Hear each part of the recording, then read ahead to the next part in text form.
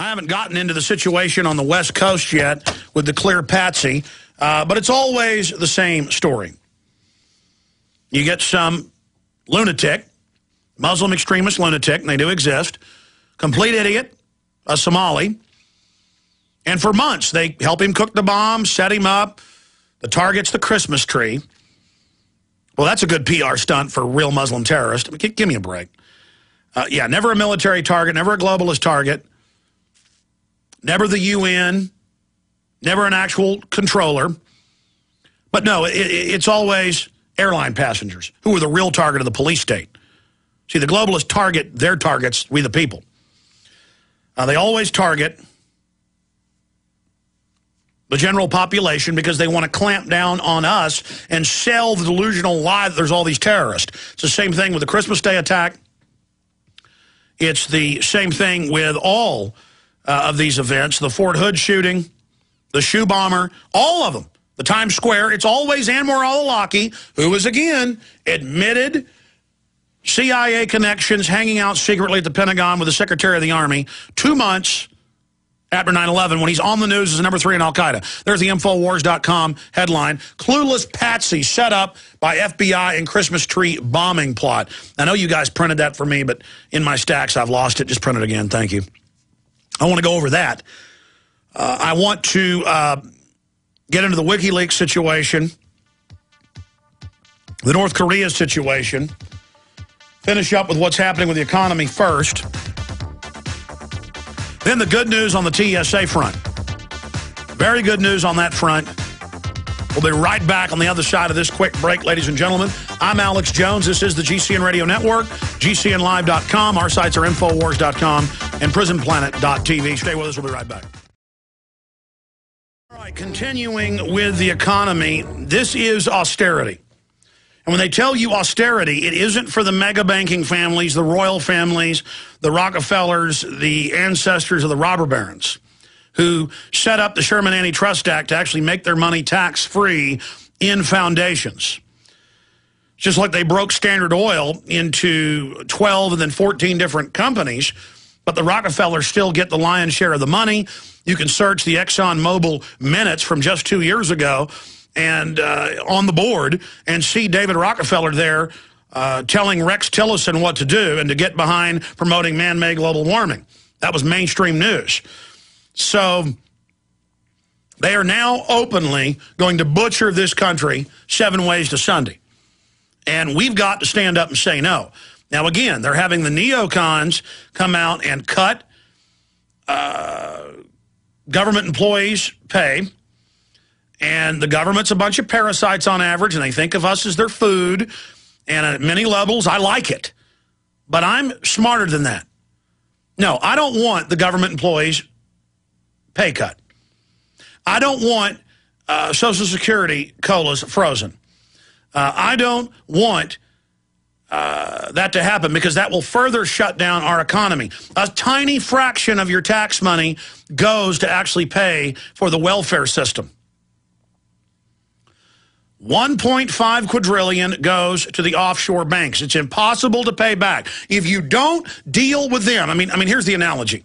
Both your legs are chopped off, blood spraying out, you're going into shock. If a tourniquet isn't put on it immediately, we will bleed to death.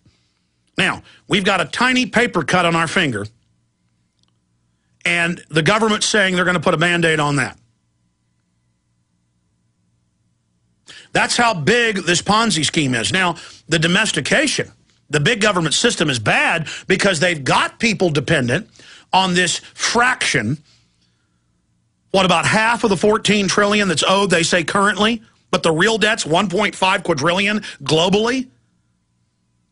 They've got us bamboozled into, we better stay in the system, we better go along with it, we better stay here in the casino and keep spending money we don't have to get out of it when it's mathematically impossible to do it.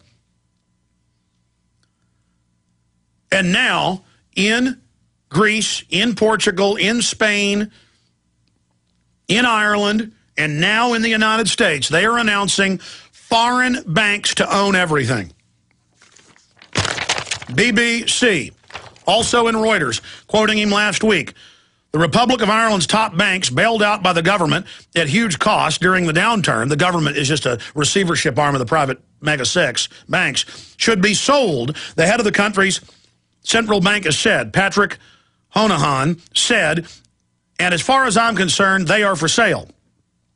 The Irish government will outline plans to reform the banking sector. See, it's always more reforms, into which it has pumped 45 billion euros, or $61 billion, 38 billion pounds.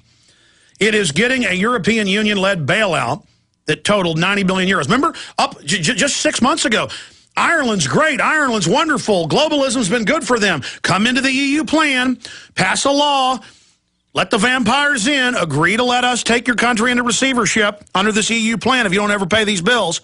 Boom. You sign the agreement, and it's like in The Little Mermaid.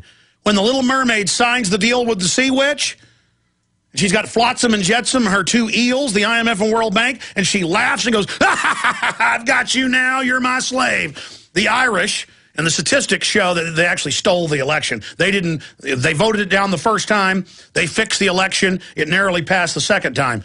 Ireland, anybody in your government that says foreign banks should own you is a traitor.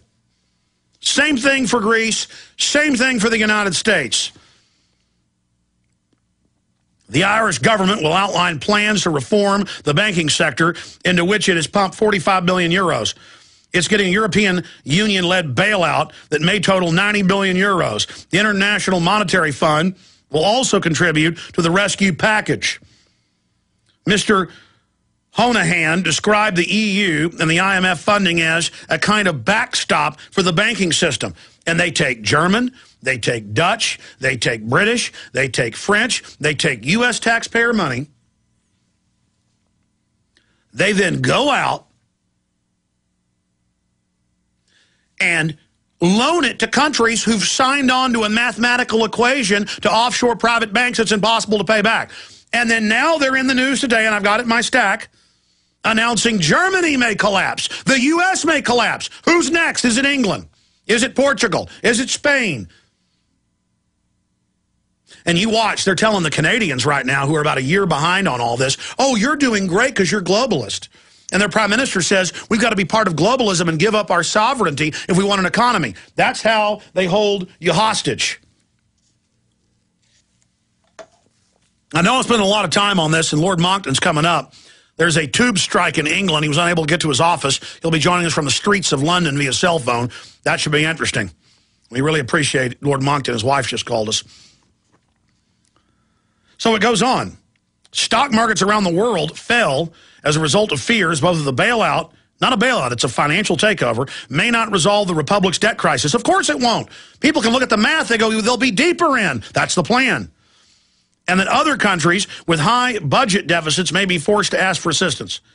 Forced disposal. Among the stocks hit hardest were Bank of Ireland, which slumped 27%, which, again, the globalists like. And now, when they do borrow more money, it's a higher interest rate. Impossible. Impossible to pay back. I've been an advocate for years of the value for small countries to have foreign owners for their banks, because the risk is carried by the foreign owners who make it up out of nothing and who leave us with the bill. See, they're done gobbling up Argentina and Brazil and Nigeria and other third world nations. They're done gobbling up Eastern Europe 2 years ago. Now they've moved on to Greece and Ireland, then to Portugal, then to Spain, then to England, then to Germany, then to France. Gobble, gobble, gobble. They're just going down the line. What have I been telling you since 2002? That the IMF and World Bank are going to target Western nations. That's in the docs. They're telling you they're coming. For 8 years, I've been going, red alert, here's their battle plan. It's a whole chapter in my book, Descent into Tyranny. Now out of print, it's at prisonplanet.tv, a e-member version.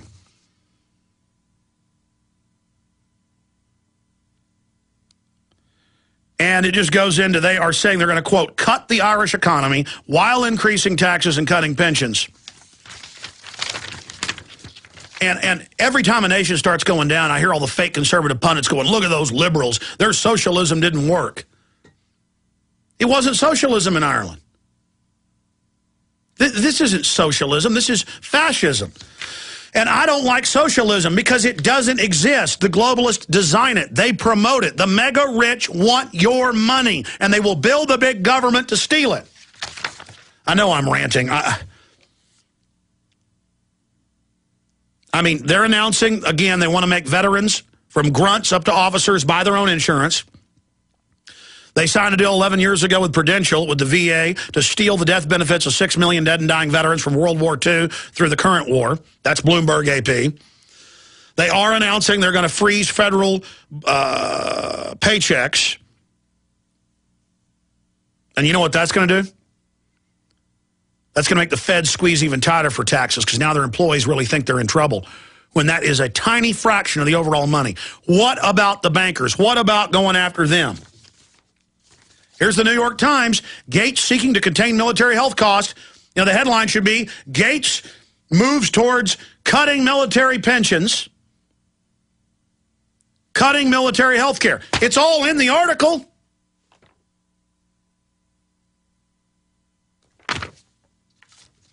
You know what? I've looked at the math.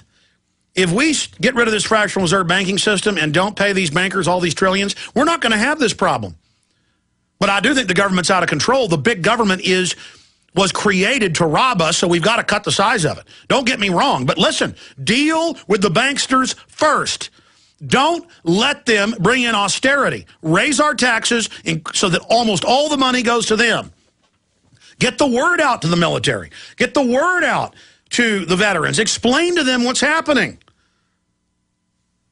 Why do you think Homeland Security internally says their number one enemy is veterans? That's a fact.